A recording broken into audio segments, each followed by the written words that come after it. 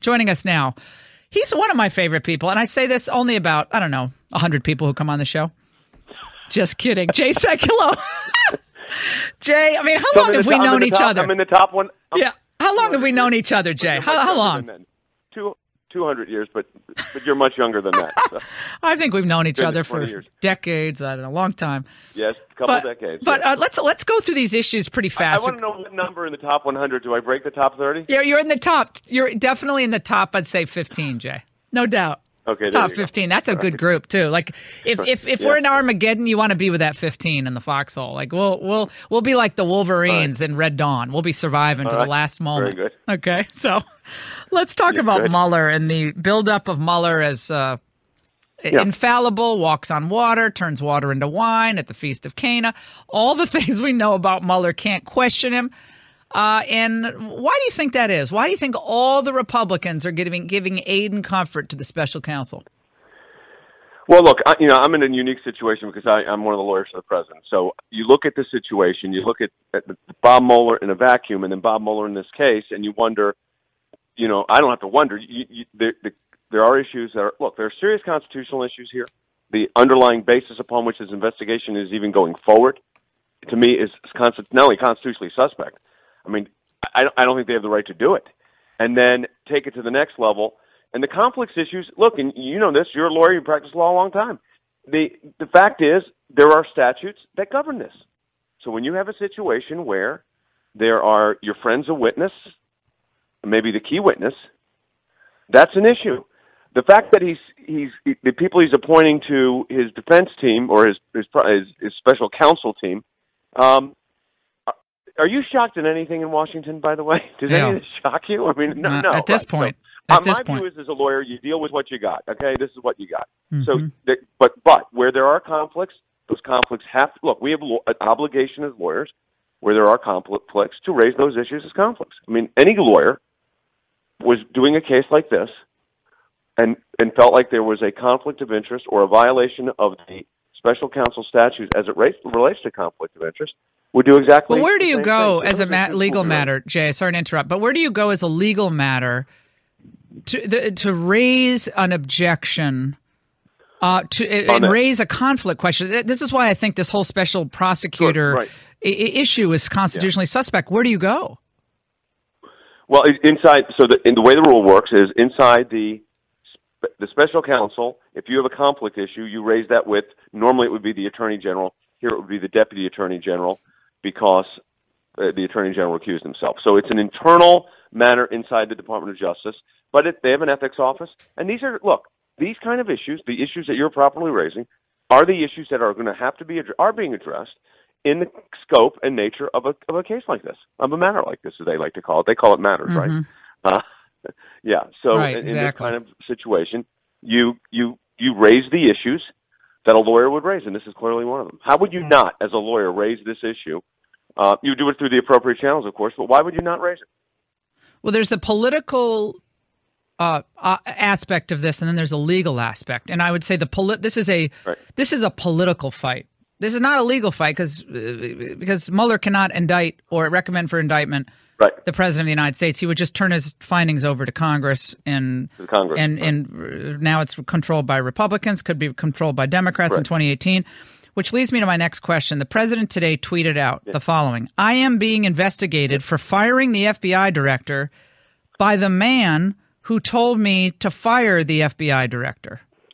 Witch hunt. Now, I'm confused about that tweet because Rosenstein is the one who wrote the memo about firing Comey, right? He wrote the memo, and there was a memo from actually the way it worked is, which is the normal process upon which this worked, and this was nothing out of the ordinary, is the Attorney General wrote a letter to the President, and the letter to the Attorney General stated that I recommend the removal of Director James B. Comey, and that letter included a memorandum from the Deputy Attorney General, Rod Rosenstein, who laid out the reasons why. And in that letter, which was comprehensive, he stated that the issues that arose during the Hillary Clinton investigation and the problems that has caused the department was the reason he thinks that he should go. In fact, he was very specific in the letter. I mean, it's a very detailed letter. So this should be rather unremarkable. I mean, if you had a situation like this, the deputy AG writes a memorandum to the attorney general, and the attorney general attaches that memorandum to a letter to the president. But didn't the president ask him to? But the president, there was one report that the president had already decided. No. I think the president said that to Lester Holt. He had already decided to fire Comey, Look, the president has. You and I both know this. The president has the authority to do that. There's no question. Of course he does. I wasn't privy to those conversations. I have no idea what the context was of when those questions arose, but I would suspect that. How could the issue of James Comey not have been discussed? How could it not have been discussed in light of what transpired during the election cycle, in the case, out of the case, going over the attorney general? But I mean, you got to think of it this way. So the president receives a rather detailed letter from the Department of Justice that says, for these reasons, James Comey needs to be removed. Now think about this. That report, right? The president took the action that was recommended by the attorney general. Whether the president was thinking about it before or not, I mean, I'm sure presidents think about these kind of issues. We know they do all the time. Who should be the secretary? Are they fulfilling their job? Are they doing it correctly? So what you have at the bottom here is, if the leaks are correct, the president, as he said, is being investigated for firing the FBI director by the people that told him to fire the FBI director. Because all of this is under the auspices of the Department of Justice. Now, you're a really good constitutional lawyer, and I'm a very good one, too. You know, that doesn't sell. But that's what this case is at bottom. Oh, I see. So now I'm understanding. Yeah. I'm understanding what you're saying, because when you read the tweet, this is why I think when you read this quickly, it's a little confusing because. And that's why tweets can be a little difficult at times. I'm being investigated for firing the FBI director. Okay, that's Comey. He's being investigated for firing Comey by the man who told me to fire the FBI director. But Rosenstein isn't leading the investigation into firing Comey. But Rosenstein appointed the special counsel. That's why it's confusing. So the guy who's investigating the FBI director firing is now Mueller. Mueller did not recommend the firing of Comey. So that's a little confusing in that tweet. The Department of Justice. Yeah. Okay, so you mean when he says the man who told me to fire the FBI director? So it was the department. It wasn't the man, because the attorney general and the DAG, if it's the DAG, which we have, that's what the way this transaction. Deputy Attorney General. The letters coming from. Yeah, the Deputy Attorney General. That represents the department's position. So I mean, yes, I think that people are getting confused because by the man. The man. But the fact is this.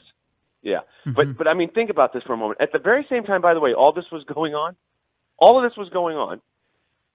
Bob Mueller was being interviewed by the president for the director of the FBI with members of the Department of Justice in the room as he's going over interviewing him. Wait a minute, it gets better.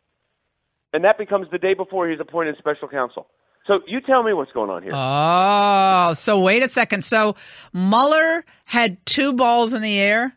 So he had potential FBI director, and he had potential for the special counsel. So did he pick and choose, like eeny, meeny, miny, moe, get your tiger by the toe? No idea how that. I'm not privy. Okay, you don't know about that. I don't know. It's just I'm just looking at the time. I'm looking at the time frame here. It's just very odd. Seems rather odd. Those are two interesting jobs to have an opportunity to fill at one time, aren't they?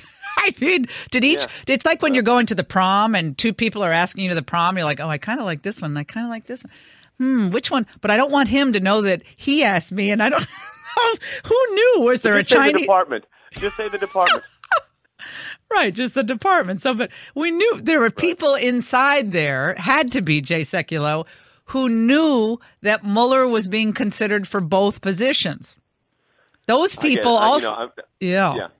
I wasn't involved in that. I wasn't on the legal team. Well, I'm speaking the truth to power here, because there had to be. People who knew that, both that he was being considered for special counsel and for FBI director. I mean, is there no one else in Washington who could have done these jobs? God. Yeah, but I don't think it was the same people didn't know that was going on. Okay, well, maybe they did. But he knew. Right, I don't know. But Mueller knew. I have no idea. Mueller knew he was being considered for both, and don't you have a duty to reveal? I mean, you have a duty to say, well, Mr. President, by the way, I'm thinking of being a special counsel. I mean, I've heard rumblings about special counsel. I mean, I don't know. Again, you weren't there, I wasn't there, but boy, It certainly would be a question I would ask if I were in House leadership about all of this. Instead of just going out there and praising Mueller to the hilt, I would say, gosh, there's reports that he was being considered for FBI. How long did those conversations go? There are serious issues that are being raised here in this matter, both from a constitutional perspective and from conflicts. There's no way you can avoid those. That's the nature of what this is. I have a question before I let you go, Jay. The report, more leaks out of the administration investigation yesterday. It looks like out of the investigation about Jared Kushner, president's son-in-law. Yeah. How are you all working as a legal team with Kushner's lawyers or not? Or how's that? I'm not representing Jared and Ivanka, but they have lawyers and very capable lawyers. And Jamie Gurlick issued a statement yesterday saying, first of all, the idea that this stuff's being leaked should outrage everybody. I don't care if you're it's a crime. It's a crime. Democrat, socialist. Of course it's a crime. But then it's leaking, and 5 sources have this information, 3 unnamed sources. And then, so this is, bordering, as you say, on the absurd. I mean, it's literally bordering on the absurd. Having said that, that leak situation is very dangerous for the credibility of the Federal Bureau of Investigation. Mm-hmm. And they better get a hold of this really quick, because this is beyond, saying it's out of control is not fair to the word out of control. I mean, this is beyond the pale. It's illegal, as you mentioned. It's outrageous, and it puts the whole justice system in jeopardy.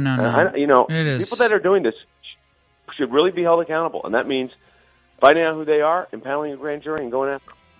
Jay Sekulow, it is always so great to have you on, member of Donald J. Trump's legal team. Come back soon. We'll check back with you as well. We'll take a break. Don't go away.